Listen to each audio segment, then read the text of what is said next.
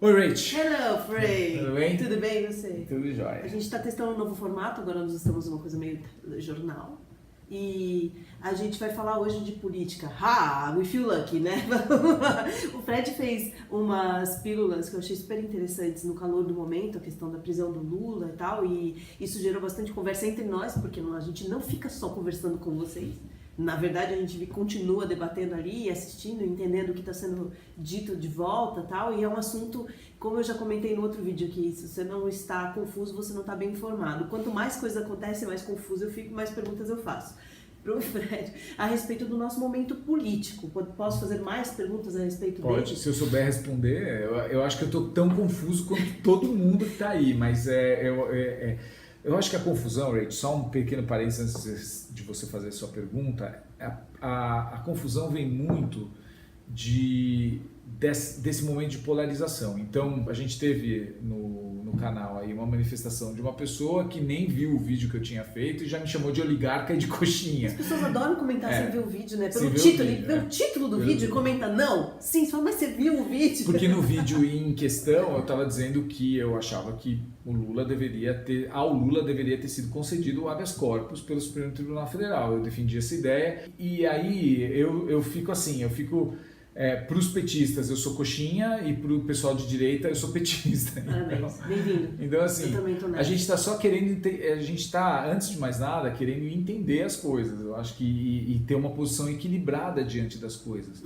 Então isso eu acho tá bem difícil, isso né? está bem difícil nesse momento. Então eu queria só fazer esse parênteses aí, mas fala aí, Vou começar com uma pergunta bem difícil, que é, você falou pra mim que você estava assistindo aos depoimentos com o Moro e que você chegou a uma conclusão polêmica. Primeiro eu vi o julgamento do habeas corpus do Lula e eu li todos os argumentos de todos os ministros. Eu falei que ele assiste de verdade, ele lê Não, todas eu as assisti ele é mesmo. advogado. Eu assisti mesmo porque eu acho que se eu queria falar sobre isso e acho que querendo falar sobre isso, o mínimo que eu tinha que fazer era ouvir os argumentos e tal. Então, a Constituição diz expressamente que ninguém pode ser considerado culpado antes do trânsito em julgado de uma sentença. Trânsito em julgado de sentença é uma palavra bonita para dizer antes que tenha havido uma decisão final que não seja mais passível de recurso. Tem uma decisão final, o cara é culpado, não tem mais recurso, aí sim ele é considerado culpado e aí sim a pena pode ser aplicada. A nossa Constituição diz isso claramente. Existe um artigo expressamente dizendo isso. Claro que a gente tem situações em que a pessoa deve ser, inclusive, presa para não fugir do país, para não etc. fugir ou para não impedir as investigações. Exato, Mas a gente tem institutos jurídicos para isso. A gente tem a prisão cautelar, a prisão preventiva. Agora, a pessoa que não se enquadra na prisão cautelar ou na prisão preventiva, essa pessoa ela tem o direito de somente ser presa quando houver uma decisão definitiva. Porque foi assim, o Moro decidiu, aí subiu para a segunda instância. Aí o pessoal diz o seguinte, os próximos recursos são recursos para discutir questões legais ou constitucionais. Não vai se discutir mais a culpabilidade do Lula. Então a culpabilidade está estabelecida, então ele pode ser preso. Só que não é bem assim, porque se houve uma ilegalidade cometida no processo, o processo todo é passível de nulidade.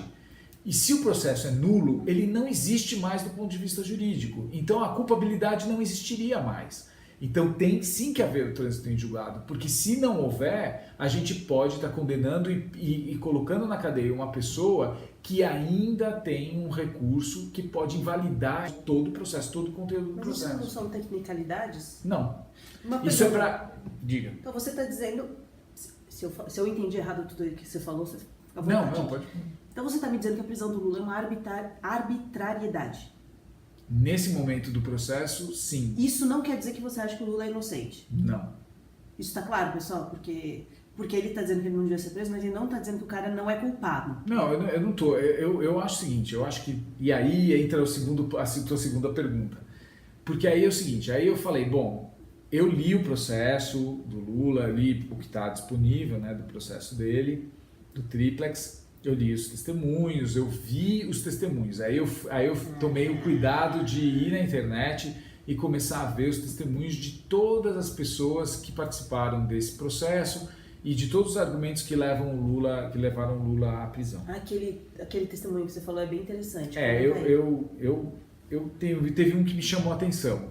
Em primeiro lugar, eu acho sim que os testemunhos estão todos muito coerentes e todos indicam efetivamente que o triplex era destinado ao Lula e que as reformas eram feitas para o Lula, as reformas pela OAS, e que isso seria uma contrapartida de benefícios que a OAS teria recebido do governo. Ou seja, culpado. É uma forma de propina, com certeza. A minha opinião é que o processo prova isso através dos testemunhos. Aí tem gente que vai falar o seguinte: bom, mas espera aí, é testemunho de gente que estava negociando ou já tinha negociado uma delação premiada. Não é totalmente verdade, porque tem 2 dos depoimentos mais importantes não foram de pessoas que tinham negociado delação premiada. Então, são pessoas que ganhariam alguma coisa com o fato de Lula ser preso? Aí tem, por exemplo, eu vou comentar um dos depoimentos que eu vi e eu achei estranho mesmo esse depoimento. Eu fui ver o depoimento do zelador. Uhum.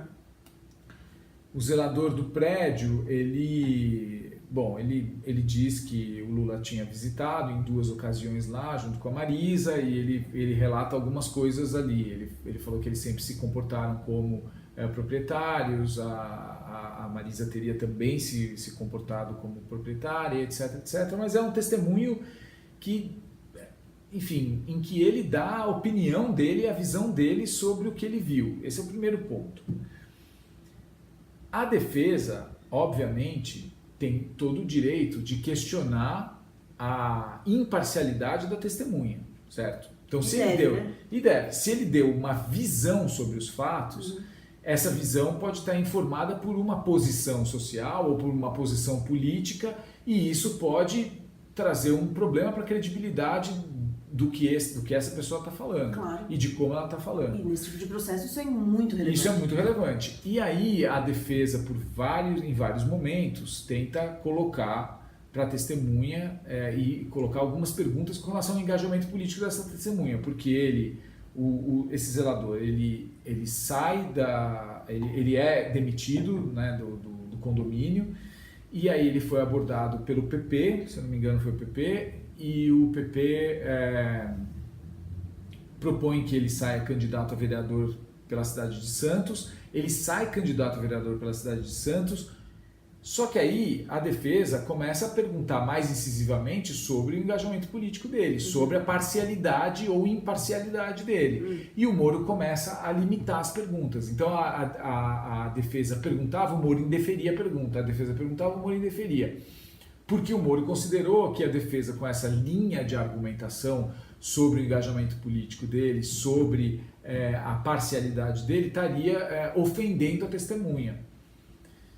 Não acho que seja o caso. Não é uma ofensa. Eu acho mesmo, vendo esse depoimento, me fez crer sim que houve um cerceamento da defesa.